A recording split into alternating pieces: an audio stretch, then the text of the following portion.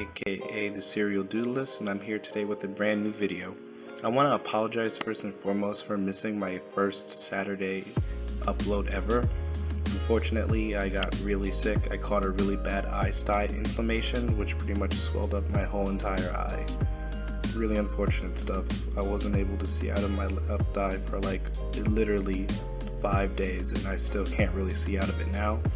It really sucked. I felt really bad about missing the upload, but it took me pretty much a couple of days to actually make this video because it was just a little bit tasking to draw off one eye, and it is the worst. If you've seen stye eyelid inflammations, they are really bad, but they go away in usually a week. Mine's is irregular because it's heavier than most and it's dead in the center. Usually they're cornered, but yeah, so this is my apologies. This is going to be the first of 2 videos that I'm uploading this Saturday. Today that you guys will be seeing, it's this one, my creative process, where I'm going to walk you guys through the whole creative process of what I do when composing a sketch. It'll be a combination of flipping through my sketches as well as time-lapse videos to the creation of my piece. And the second upload video will be pretty much me reviewing an Android application. So without further ado, I'm going to get into this video. Basically, when I'm creating an illustration, I love to create multiple drafts. I actually have a previous YouTube video where I talk about sketching as a thought process that you guys can check out. I'll pretty much just link it in the corner where you'll see like a little eye up here, and it drops down and does all that cool stuff. You know YouTube. So basically, this is my creative process. This is one of them. When it comes to creating portrait sketches, I like to that's terrible. I like to create different just doodles and jot downs. So here I have pretty much the composition of what I want it to be. A girl with her neck leaned back a little bit, looking towards you with some type of incorporated shape. So I thought about tribal hipster tattoos and how I can add it to the illustration. So I did a little bit of doodles here for triangles and circles and arrows, as you can see, just playing around here.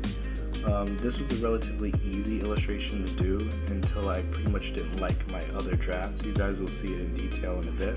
So I'm going to flip the page now, and you guys are going to see my other part of my creative process. Here I decided to get a little bit more detailed and figure out what more I wanted to do. So I decided I wanted to go with a diamond.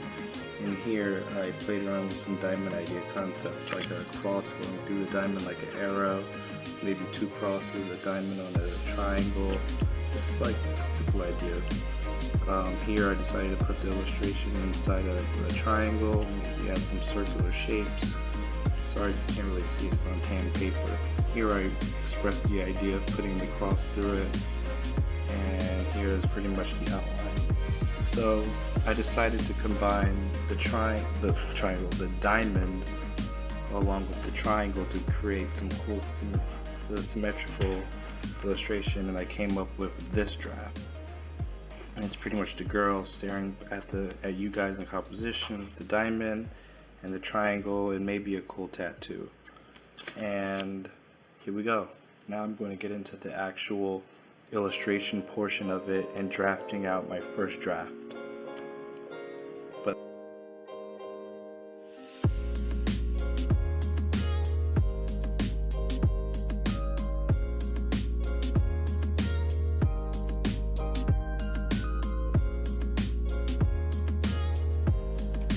So here I'm basically just laying out my first draft, just drawing down the details, putting it all in, and sketching her out. There's no real rhyme or reason behind this drawing besides just my new interest of adding geometric shapes to illustrations.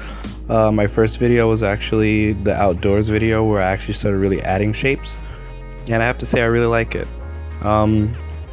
I wanted to add some form of cool shape in terms of cool tattoo designs, but that didn't really much happen. The references that I did use, I used from Google in terms of just looking up hipster tattoos. And I don't know why they're called hipster tattoos, because they look kind of like animal spirit oriented and almost tribal in a way. So I looked up all the ways you could possibly say it, but nothing came up until I wrote hipster tattoos. So if you guys know what I'm talking about and know the correct terminology for that, please let me know. Here I'm pretty much just inking her in now, making sure everything is okay. As you see, I added a little bit of changes. She's got now a collared shirt instead of a more of a tank top feel. I thought that would be more elegant a little bit for this type of drawing that I was doing. Here I'm pretty much just adding down the shapes, and I decided to go with the actual diamond and triangle. I thought it was for the best. Overall for this illustration, this first draft, I thought it would be my last draft and that I could finish it in one shot, but that's not the case. Usually when I draw, I do several drafts, and when I find a draft that I like, I go with that one for my final product. However, due to this nasty inflammation, my eyes started to get very heavy and irritated focusing. Like, it was so swollen that I could barely even open my eye. So I thought to myself, shoot, in order to finish this video, I'm gonna have to finish this as fast as possible. So I started laying down some color. The one thing I regret about the first draft is that I had no actual game plan when it came to laying down the color. I knew I just wanted it to be light and airy, and yikes.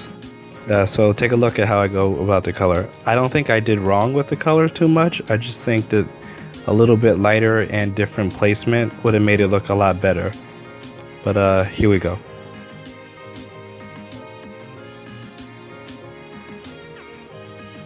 Here I'm adding the blue because I knew I wanted a blue background for the diamond. I just wasn't sure how I was going to go about it. And as I filled in the diamond, I realized the diamond was just far too big and it covered a lot of space that I didn't want it to cover. And I didn't like how I actually colored it because I rushed it, so I was not a fan. So for that one, I'm actually going to jump over now, and you're going to see the second draft where I use a light box. And that's pretty much a common practice that I use. I purchased that light box like several years ago, and it was one of the best investments I've ever made, ever. So when I use the light box, I pretty much just go in and I touch up anything I want to add to my illustration, or just create a perfect copy, no streaks or lines or sketch lines or anything. It really helps me, actually it helps with my inking as well. Actually, it's a very good practice. And here you see me just changing up some things in terms of adding different detail. I decided to just go in with ink because that's pretty much the best thing you can possibly do when using a light box. It just makes sense. But here I decided to change the color and add black. Unfortunately, again, during day 2 of me making this video, my eye was just so swollen and I just wanted to get it over with. And I was adding my Ohuhu marker black, and I realized it began to run out, and I was like, no, this can't be happening. I need to just finish. I mean, I did have another black marker. It was a Sharpie, but it was like a really, really thick, almost like graffiti-like marker. And I knew I wouldn't be able to get the lines that I wanted to get from seeing I only had one eye. So I decided to just take it in stride and finish it and peg this as my, well, I guess you would call this my third draft really, because of the initial tone sketchbook draft. And I decided to add color to it, just splashes of color for something light and airy.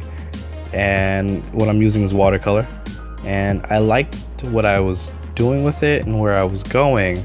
I just wasn't quite a fan of how I laid out the watercolor so carelessly on top of the initial sketch, and I knew for sure I was going to change that.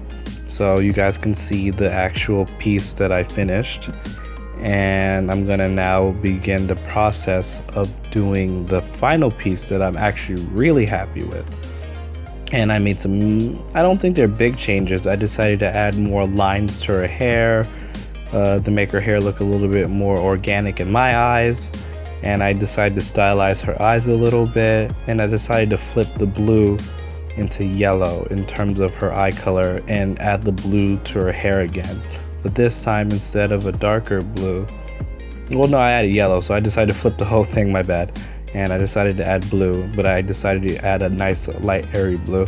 I always add, like, I always use Ohuhu markers in my videos, and if you guys are curious about these markers, they're really great, and I have 2 videos that I'm actually going to link in the description so you guys can see it at the end of the video. So just stick it through till the end, or just skip to the end to see the links pop up for those videos, so you guys can get a full-on review of those my markers that I use and why I use them so much. They're great for drafting, and they're great for actually adding nice lush color.